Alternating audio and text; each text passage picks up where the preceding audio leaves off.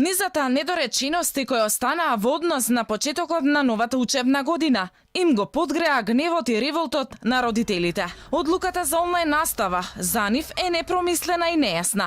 Институциите се без слух за родителите, а ваквата настава, како што велат тие, ќе им остави големи дупки во знаењето на децата.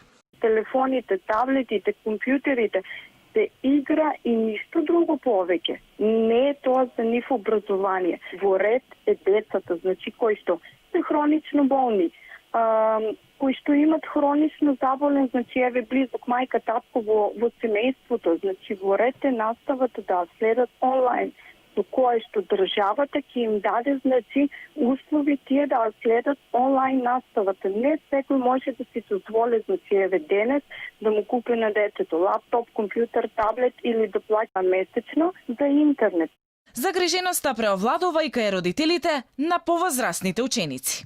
Имам две ученички што се во средна школа.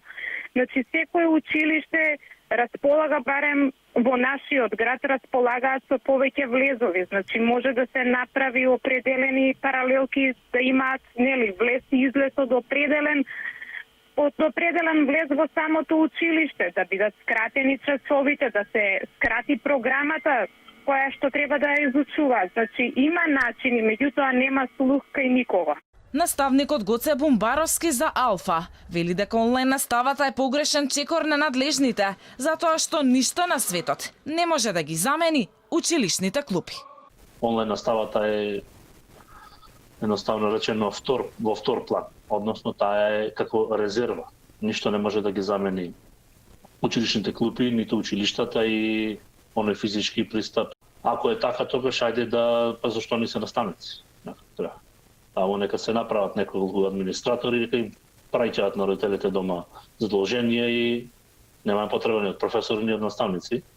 Дополнително тежнува тоа што датумот за старт на учебната година уште го нема, иако според надлежните најрано би можело да почне на 15 септември, ако собранието стане функционално, за да се направат законски измени.